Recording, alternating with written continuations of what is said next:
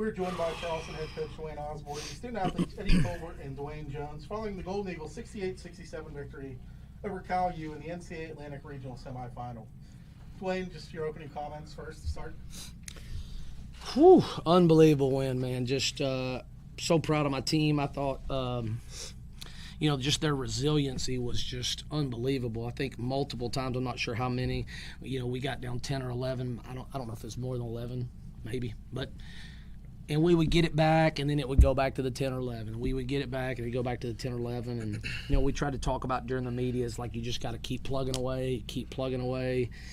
And I just, so proud of their fight and found a way to make enough plays at the end. And, obviously trying to beat Cal's really good. I'm a huge fan of Danny Sancombe, really good friend, and does a great job. Has just been really good friend over the years, and what he's built here is really good and really impressive. But we're super thankful to be able to get a great win in a big game to get ourselves to the Sweet 16 on the road. Just a lot of fun. Really proud of our guys. Dwayne, you guys trailed 60-50 with 8:26 to go in that second half. What changed over those final 8 minutes to allow you to get back in the game and take the lead on that last shot? He asked me? No. Oh, I'm sorry. I thought he was talking to you. You guys are down by 10. Yeah, I think I don't know that anything changed per se as much as we just figured out a way to get some stops when we needed to. That was the biggest thing, It's like whether it been a just fumbled ball that they had, or we came up with some rebounds that maybe we weren't doing a good job of earlier in the game. The rebounding thing we felt like was going to be super important, and to be able to out rebound them by 7 was good. I thought we did a great job on the defensive glass on our end. We knew that was going to be pretty significant. I thought we were a little careless with the ball at times and maybe did some things that are a little bit out of character for us and made some poor decisions. But down the stretch, I thought we made great decisions. I thought we got pretty good shots at the basket. And then we just had guys step up and make plays. Obviously, looking at the box, it's not rocket science here. I mean, I thought the two guys beside me, Eddie and Dwayne, just really, really made some big plays when they needed to. And I've said for a while now, Dwayne Jones is the best point guard in the league. And I think he's such a competitor. And to me, competitors just always are finding ways to make plays in the big moments. And that's what makes you such a great competitor. And then Eddie, first team all-region guy, conference player of the year. And that was pretty obvious today why he got that and why he deserved that. So, again, super proud. Dwayne, take me into your timeout before your last possession. Who did you want taking the last shot? Did everybody have a green light? What did you draw? Yeah, I think the way I would personally describe that is that we try not to have our system built around 1 or 2 players. Even when we go to recruiting, I'm trying to recruit in a way that allows us to put 5 players on the court at any given time that can all make a play. I think if you've got 2 really good players and 3 dudes that just all they're going to do is pass the ball and screen, whatever, they don't become as a great a threat, and it doesn't make you as good holistically. And so we want to be able to do that. And so I'm not going to tell you what we called, but, we ran what we called, and we talked about this is the first option, this is the second option, and what happens when, those things don't work. Did you get through running that off? Yeah, we got to the last one. So we had 3 or 4 of them. And we knew it was going to be tough to get anything great because – the officials, and I'm not, this isn't a bad thing, this is a good thing, this is just basketball, and they shouldn't. The officials are going to try to let players make plays down the stretch, let the players decide the game. And so on that, you're not going to get a touch foul. They're going to have to foul, or we're going to have to foul for them to call it. And so we knew, hey, it's going to be physical. You're going to have to be strong with your cuts, strong with your screens, strong with the ball. And fortunately, we were able to do that, and obviously Dwayne made a monster shot. Dwayne, did you have any chance to look at the shot clock, see how much time was left? Yeah. I was discussing with my teammate Tay. We were down 2. I had it planned. I know Coach doesn't know this, but I had it planned. I was going to shoot the 3 if I got the ball. So I seen the clock run down to 7 seconds, and I think it was 4 seconds on the shot clock. So I knew to get to my step back. they were giving me the three-pointer all game, so I knew it was just a matter of me making it or not. And I work on that shot every day. So. Did you know it was in when you? Yes, sir. Yep, absolutely. Eddie, you put together a good amount of games this past couple weeks. 36, your career high against West Virginia State in the NBC tournament, and then now 33 in this game. What has kind of gone into it, and how does being a senior, this being your last ride, kind of contribute to all the work you put in? My teammates just believe in me, so every day coming into the gym, the games, you just gotta have that mindset. This is my last go around here, so I just gotta come here and leave everything I got on the court, and that's what my whole thought process was the whole second half. For both the players, you guys now have 29 wins, Yes, and you get to play in a regional final. Just talk about what that means to both of you personally. It means a lot to me. Starting in August, we've been grinding, and I think a lot of people don't see what happens behind closed doors with this team. I think we are very close-knit, and we really care. Like, guys are crying after the game. It's just we care that much. So it means a lot to me. And also, Gannon beat us early in the year by 6 or 8, I think, and Eddie didn't play. So we got a little bit of a chip on our shoulder going into that game, trying to get some get back. So I feel great about it. I agree. When it's kind of a different game, if you look at, you take the last 5 minutes of the first half and the first 2 minutes out of the second half away, you guys outscored them 61-45. What do you guys do so good in those first 15 and last 18 minutes compared to that 7-minute stretch where Cal went 22-5? Right. Yeah. You know what is interesting is I thought like the biggest issue of the game to me, I don't know if I can speak to the whole of that, but I thought the biggest issue of the game was our first about 4 minutes of the second half. We just started so poorly. I thought our body language stunk. And so trying to figure out how to get out of that was really important, and so sometimes we you miss some easy shots and it's frustrating, and you go down and maybe a call doesn't go your way, or you get a good possession till the last 3 or 4 seconds and you give up something silly. And I felt like in that 5-minute stretch that was what happened a lot, is we just couldn't quite figure out how to finish. And sometimes I didn't think it was overall terrible. It just might be those last few seconds of each possession or a decision or two here. And so, but again, I go back to what I said at the start. We have resilient dudes, man, and they are super competitive. They have a ton of care. They have a ton of fight. They love to play, and so that makes my job a lot of fun. Great, thanks, guys, and good Thank luck in the Thanks, regional appreciate final. it. Thank you. Hey, Eddie and Coach Osborne.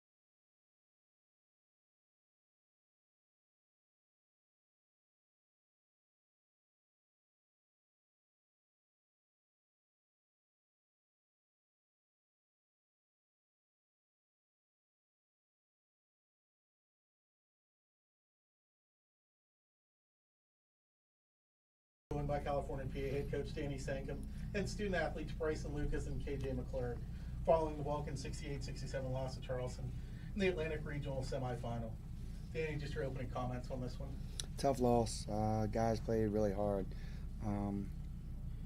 They did. They battled. Played great defense. Made some good plays on offense. Just fell a little bit short. Disappointed obviously for our seniors. Disappointed for the entire team. They gave everything this year. Really disappointed for Jermaine and Zion. It's a tough way to go out great careers, and disappointing loss the way we lost right there at the end. Just frustrated. Bad loss. Danny, you guys were up 60-50 with 8:26 to go in the game, and then were outscored 18-7 the last 8 minutes. What changed for you guys in that run? I just think they got physical. We weren't coming off screens. We did a good job there at the beginning of the second half, coming off screens and being able to get downhill. They made a little bit of adjustment on defending the ball screens, and we just struggled. We missed some good looks though. That's how it bounces. They're a good team. They defend well, so they didn't make it easy on us. So we just didn't play our best basketball the last 7 minutes. I got to draw up a few better plays for us too, and get guys in position where they're able to be a little bit more effective. I thought I struggled with that today. KJ, I think you had 5 shots the first half. Were you focused on becoming more aggressive with the ball in the second half? I mean, Especially early in the half. Yeah, they guarded me very tough tonight. It was hard to get anything easy, and in the first half I thought we were moving the ball well and everyone was getting looks, and I'm never going to go out and try to get my own shots. I'm going to let it flow to me. But in the second half, I felt like we needed a little bit of a kick and kind of put my head down a little bit, got to the rim a few times. But credit to Charleston, they had a good game plan for me, and they made it real tough for me today. Danny, Bryson's a defensive player in the conference, but he has a pretty good offensive game, doesn't he?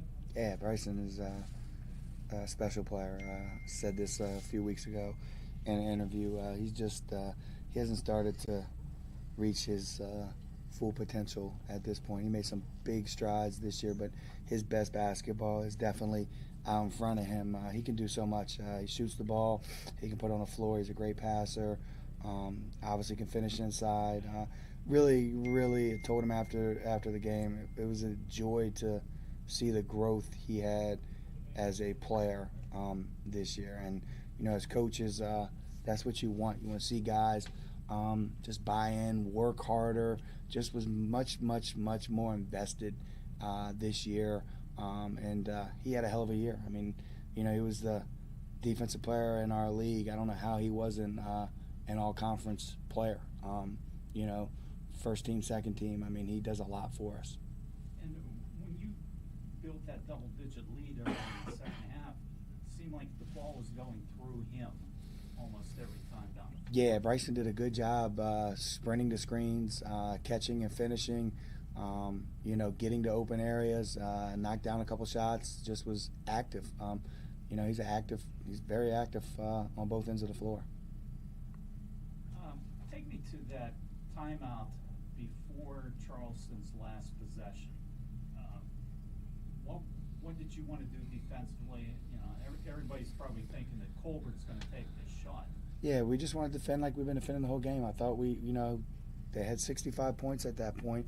We wanted to lock in defensively, and we did. Credit, 5 Jones made a shot. It was contested. I'd say he's, a guy that can make shots, but I don't think that's his strength for sure. He's more getting downhill, and he made a hell of a play, and at that point, it's frustrating for us, but, you tip your hat off, and, you say, nice play. That's at the end of the day. It wasn't like it was an open three. It was good defense. Sometimes you play good defense, and that happens. I take it you'll probably remember that last shot, but maybe the stretch of 5 minutes before that, you probably didn't get shots that you really wanted. Yeah, we struggled a little bit. We did. They again, made it hard on us. We tried to get some looks, and they had a lot to do with it. Like I said, I got to do a little bit better job down the stretch for sure. Coach Sankum, that possession right before the timeout in the game winner by Charleston, you guys kind of let the shot clock go down to 10 and then set off there. What was kind of the game plan going into that possession to try to build that lead from 2 to 4? just wanted to get a good look at that point. We had drew up something. They initially defended it, and we kind of got into our 5, and we had space, and just didn't make it. Just like I said, that falls on the coach. When you got good players, you got to put them in a position where they can be successful, and I got to be better than that. KJ, how do you reflect on the season and going forward? Just kind of, I know everything's still kind of soaking in for you now, so it's hard to look ahead, but how do you reflect on this season, on what you're going to build on going forward? It's tough finish to the year. Obviously, I would trade everything that I've won, accolades, for the chance to go and continue to play, especially with the seniors we have this year. I mean, they're special. They've led this team since I've been here. This is my second year here.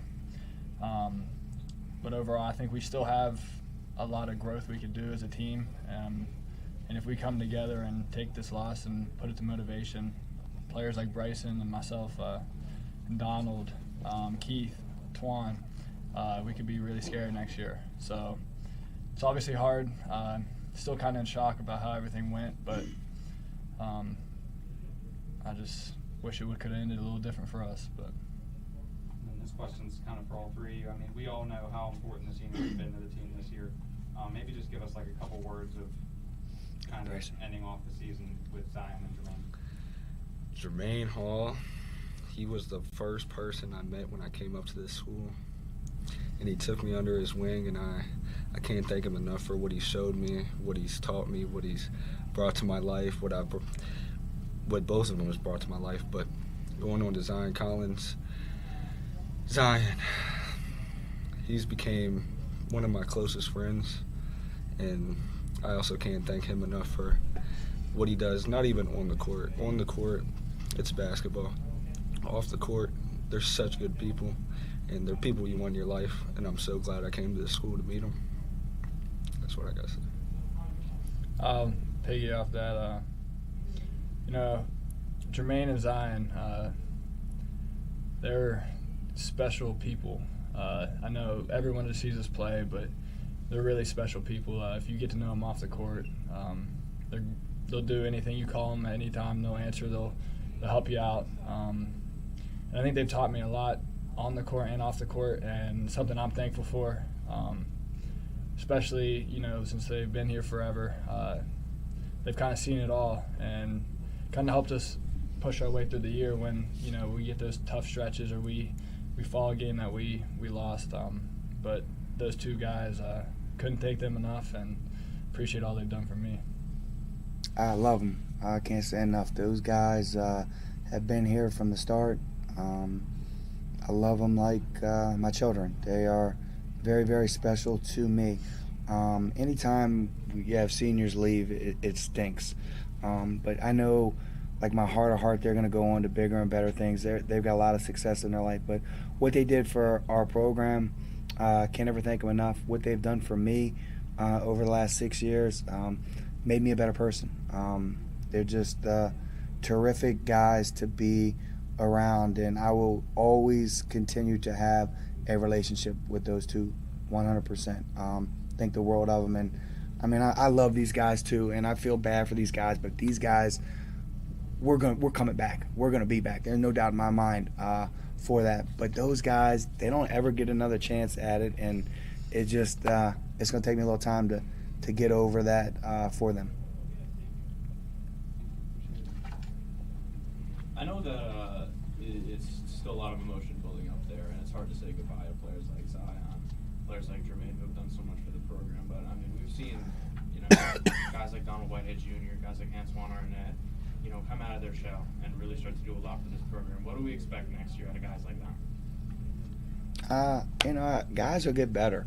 One thing about us, we work, and guys will continue to get better. Antoine really grew this year. I think he's another guy that his best basketball is in front of him. Donald Whitehead's a very, very good player. Donald had a tough game. I thought it was tough for Donald. I thought they had their hands on him a lot today. I thought he should have got to the foul line a little bit more. He's a really good player, and will continue to get better. Keith Palak obviously had a tough year this year. Broke his foot, missed 9 weeks of the season. When you have a broken foot, you can't do anything. And You know, he's going to be a big-time asset to us next year. So, you know, we just get back to work in a few weeks. They deserve the time off. They need the time off. But you know, we'll lick our wounds for a little bit, but we'll be back. KJ, you talked a couple weeks ago about potentially looking at that ankle now that the season's over. Is there any plans for that? Yeah, we're gonna get things rolling as soon as we can. Try to get it ready for next year and see what we have to do for it. Thank you, guys. Thanks, Thank guys. you.